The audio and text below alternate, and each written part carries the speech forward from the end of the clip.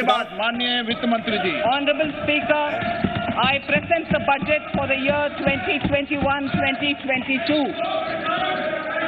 As introduction, Honorable Speaker, the preparation of this budget was undertaken in circumstances like never before. We knew of calamities that have affected a country or a region within a country. But what we have endured with COVID-19 through 2020 is sui generis. When I presented the budget 2020-2021, we could not have imagined that the global economy, already in throes of a slowdown, would be pushed into an unprecedented contraction. We could not have also imagined then that our people, as those in other countries, would have to endure the loss of near and dear ones and suffer hardships brought about due to a health crisis.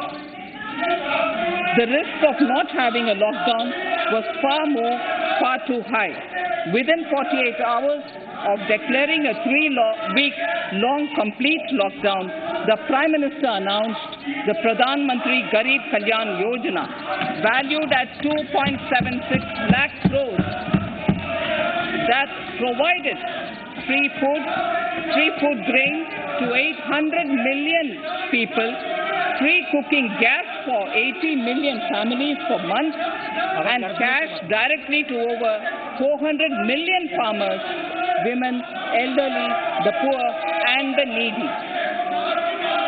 Even as a large section of citizens stayed home, milk, vegetables, fruit suppliers, health and sanitary workers, truck drivers, railways and public transport workers, bank employees, electricity workers, annadatas, police, firemen and the armed forces all had to go about their work as normal, but with the additional anxiety of the virus hanging over them.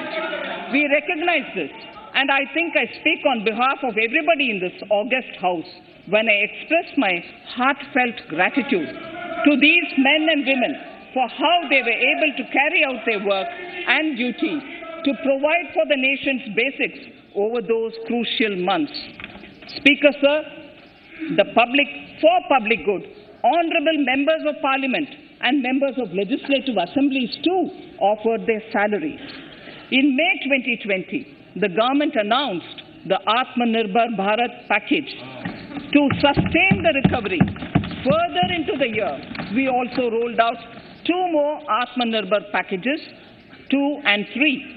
Total financial impact of all the Atmanirbhar Bharat packages, including measures taken by the RBI, was estimated to be about 27.1 lakh crores, which amounts to more than 13% of our GDP. As a government, we kept a watch on the situation and were proactive in our responses. The government, led by the Prime Minister, stretched its resources to deliver for most vulnerable sections of our society, the poorest of the poor, the Dalits, the tribals, the elderly, the migrant workers, and our children. The Pradhan Mantri Garib Kalyan Yojana, the 3 Atmanirbhar packages, and announcements made later were like 5 mini budgets in themselves.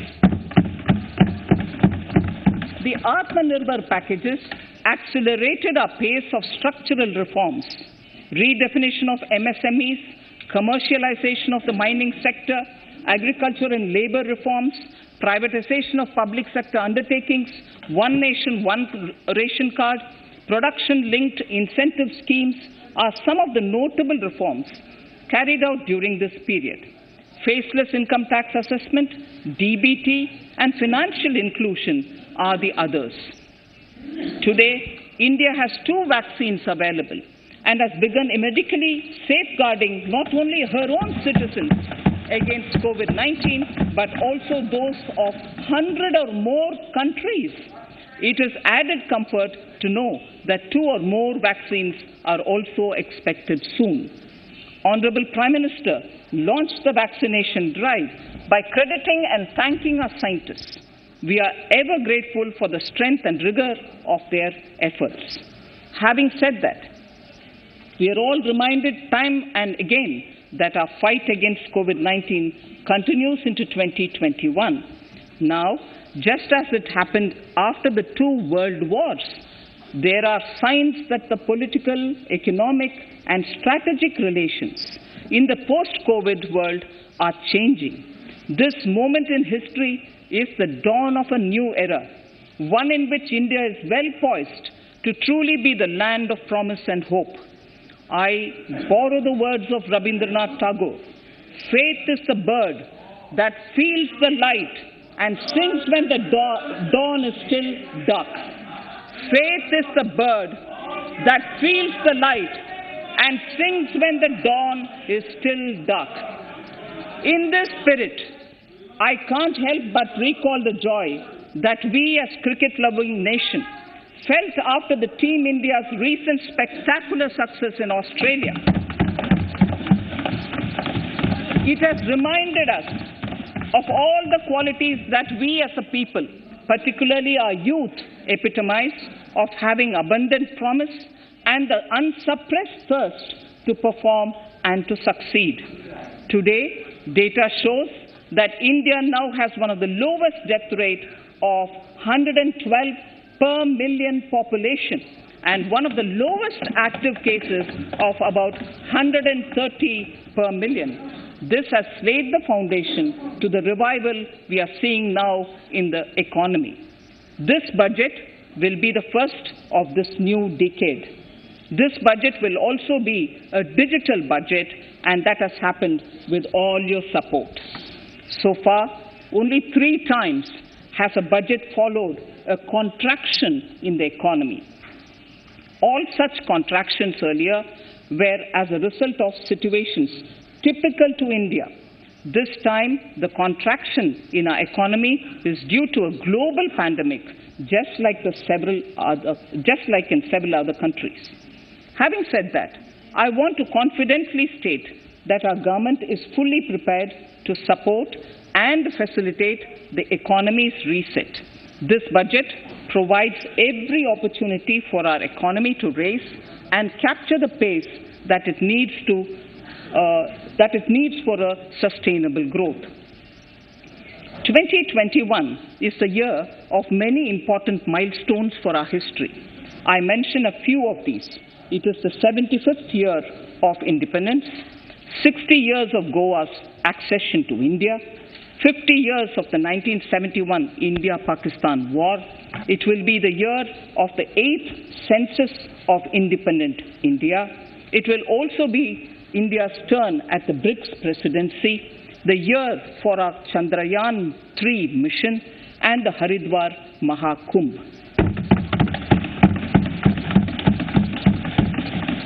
Honorable Speaker, before I commence Part A of the budget, I want to take a moment to acknowledge how isolating and distancing seemed like insurmountable challenges for a country like ours that has people coming together in times of crisis. It hurts us in many ways. I bow my head in respect to every citizen for the endurance shown in facing what was an undeniably a tough year for all our physical and mental well-being. Part A. In Part A, I wish to lay a vision for Atmanirbhar Bharat. Atmanirbhar Bharat or Atmanirbharta is not a new idea.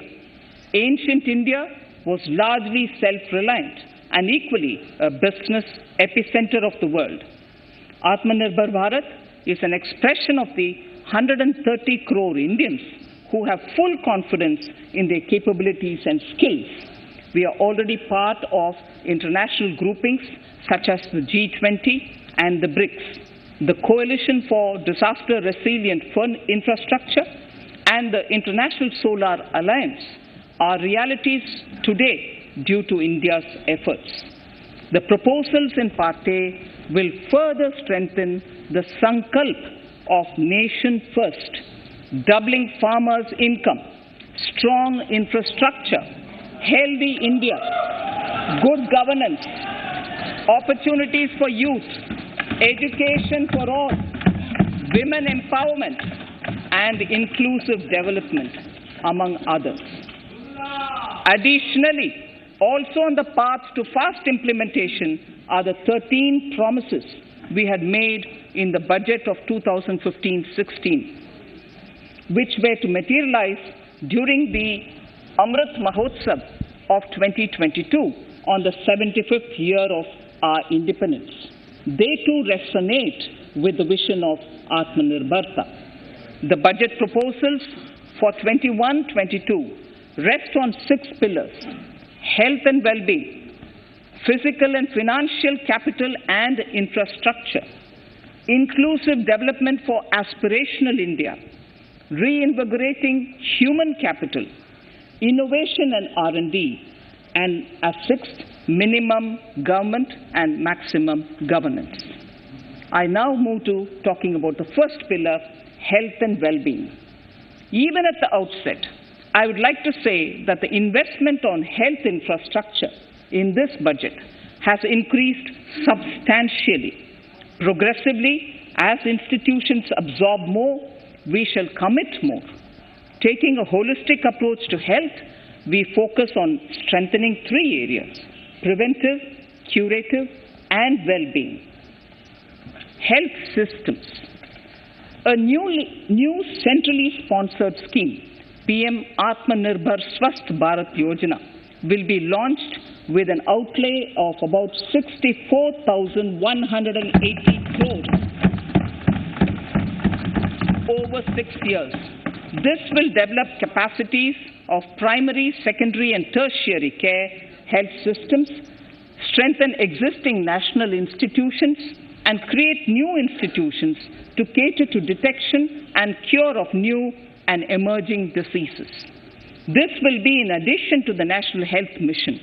The main interventions under the scheme are support for over 17,000 rural and 11,000 urban health and wellness centers, setting up integrated public health labs in all districts, and 3,382 block public health units in 11 states, establishing critical care hospital blocks in 602 districts and 12 central institutions, strengthening of National Center for Disease Control, its 5 regional branches and 20 metropolitan health surveillance units, expansion of the integrated health information portal to all states and UTs to connect all public health labs, operationalization of 17 new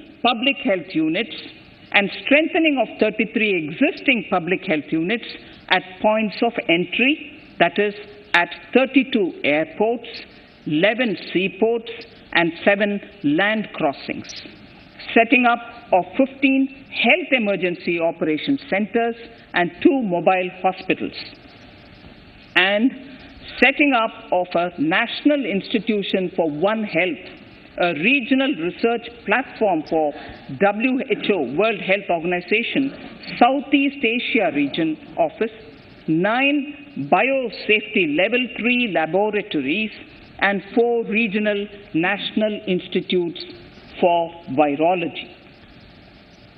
Nutrition. To strengthen nutritional content, delivery, outreach, and outcome, we will merge the supplementary nutrition program and the Poshan Abhiyan and launch the Mission Poshan 2.0. We shall adopt an intensified strategy to improve nutritional outcomes across 112 aspirational districts. Universal coverage of water supply. The World Health Organization has repeatedly stressed the importance of clean water, sanitation, and clean environment as a prerequisite to achieving universal health. The Jal Jeevan Mission Urban will be launched.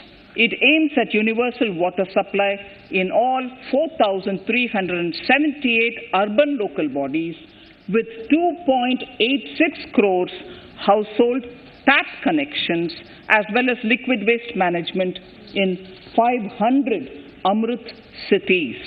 It will be implemented over 5 years with an outlay of 2,87,000 crores.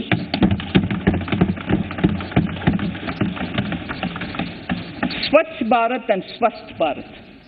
For further Swachhata of urban India, we intend to focus on complete fecal sludge management and wastewater treatment, source segregation of garbage, reduction in single-use plastic, reduction in air pollution by effectively managing waste from construction and demolition activities, and bioremediation of all legacy dump sites. The Urban Swachh Bharat Mission 2.0 will be implemented with a total financial allocation of 1,41,678 crores over a period of 5 years from 2021. Clean air. To tackle the burgeoning problem of air pollution, I propose to provide an amount of 2,217 crores of rupees for 42 urban centers with a million-plus population in this budget. Scrapping policy. We are separately announcing, Honorable Speaker, a voluntary vehicle scrapping policy to phase out old and unfit vehicles. This will help in encouraging fuel-efficient, environment-friendly vehicles, thereby reducing vehicular pollution and oil import bills. Vehicles would undergo fitness tests in automated fitness centers after 20 years in case of personal vehicles and after 15 years in case of commercial vehicles. Details of the scheme will be separately shared by the ministry. Vaccines. The pneumococcal vaccine, a made-in-India product, is presently limited to only 5 states. It will be rolled out across the country. This will avert more than 50,000 child deaths annually. Honorable Speaker, I have provided 35,000 crores of rupees for COVID-19 vaccine in this year 21-22. I am committed to provide further funds if required. So the budget outlay for health and well-being is 2,23,846 crores in this BE 21-22 as against the BE of only 94,452 crores, and it marks an increase of 137%. The details of the same are at Annexure 1 of the speech. Honorable Speaker, I now move to the second pillar, physical and financial capital and infrastructure. Atmanirbhar Bharat, production-linked incentive schemes are things which I would like to place an emphasis. For a $5 trillion economy, our manufacturing sector has to grow in double digits on a sustained basis. Our manufacturing companies need to become an integral part of global supply chains, possess core competence and cutting-edge technology. To achieve all of the above, PLI schemes to create manufacturing global champions for an Atmanirbhar Bharat have been announced for 13 sectors. For this, the government has committed nearly 1.97 lakh crores over 5 years starting this financial year. This initiative will help bring scale and size in key sectors, create and nurture global champions, and provide jobs to our youth. Textiles. To enable the textile industry to become globally competitive, attract large investments, and boost employment generation, a scheme of mega investment textiles park will be launched in addition to the PLI schemes. This will create world-class infrastructure with plug-and-play facilities to create global champions in exports. 7 textile parks will be established over 3 years. Infrastructure. The National Infrastructure Pipeline, which I announced in December 2019, is the first of its kind. Whole of government exercise ever undertaken by Government of India. The NIP was launched with 6,835 projects. The project pipeline has now expanded to 7,400 projects. Around 217 projects worth rupees 1.10 lakh crores under some key infrastructure ministries have been completed. The NIP is a specific target which this government is committed to achieving over the coming years. It will require major increase in funding from both the government and the financial sector. In this budget, I propose to take concrete steps to do this in 3 ways. Firstly, by creating the institutional structures. Secondly, by a big thrust on monetizing assets. And thirdly, by enhancing the share of capital expenditure in central and state budgets. Infrastructure needs long-term debt financing. A professionally managed development financial institution is necessary to act as a provider, enabler, and catalyst for infrastructure financing. Accordingly, I shall introduce a bill to set up a development financial institution. I have provided a sum of 20,000 crore rupees to capitalize this institution. The ambition is to have a lending portfolio of at least 5 lakh crores for this DFI within 3 years' time. Debt financing of InvITs and REITs by foreign portfolio investors will be enabled by making suitable amendments in the relevant legislations. This will further ease access of finance to InvITs and REITs, thus augmenting funds for infrastructure and real estate sectors. Asset monetization. Monetizing operating public infrastructure. Monetizing operating public infrastructure assets is a very important financing option for new infrastructure construction.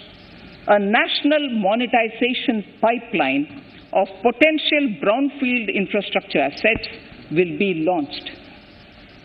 An asset monetization dashboard will also be created for tracking the progress and to provide visibility to investors. Some important measures in the direction of monetization are National Highways Authority of India and the PGCIL each have sponsored one InvIT that will attract international and institutional investors. 5 operational roads with an estimated enterprise value of 5,000 crores of rupees are being transferred to the NHAI InvIT. Similarly, transmission assets of value 7,000 crores will be transferred to the PGCIL InvIT. Railways will monetize dedicated freight corridor assets for operations and maintenance after commissioning. A next lot of airports will be monetized for operations and management concessions. Other core infrastructure assets that will be rolled out under the asset monetization programs are NHAI operational toll roads, 2 transmission assets of PGCL, 3 oil and gas pipelines of GAIL, Gas Authority of India Limited, IOCL and HPCL, airports Authority of India airports in Tier 2 and 3 cities, other railway infrastructure assets, warehousing assets of CPSE, such as the Central Warehousing Corporation and NAFED, among others, and sports stadiums. Sharp increase in capital budget. In the BE 2020-21, we had provided for 4.12 lakh crores for capital expenditure. It was our effort that in spite of resource crunch, we should spend more on capital, and we are likely to end this year at around 4.39 lakh crores, which I have provided in the RE of 2020-2021. For 21-22, I propose a sharp increase in capital expenditure and thus have provided 5.54 lakh crores, which is 34.5% more than the BE of 2020-2021. Of this, I have kept a sum of more than 44,000 crores in the budget head of the Department of Economic Affairs to be provided for projects, programs, or departments that show good progress in capital expenditure and are in need of further funds. Over and above this expenditure, we would also be providing more than 2 lakh crores to states and autonomous bodies for their capital expenditure. We will also work out specific mechanisms to nudge states to spend more of their budget on creation of infrastructure.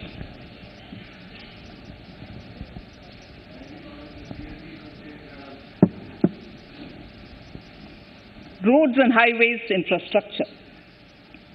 More than 13,000 kilometer length of roads at a cost of 3.3 lakh crores has already been awarded under the 5.35 lakh crores Bharatmala Pariyojana project, of which 3,800 kilometers have been constructed. By March 2022, we would be awarding another 8,500 kilometers and complete an additional 11,000 kilometers of national highway corridor. To further augment road infrastructure, more economic corridors are also being planned. Some are 3,500 kilometers of national highway works in the state of Tamil Nadu at an investment of 1.03 lakh crores. These include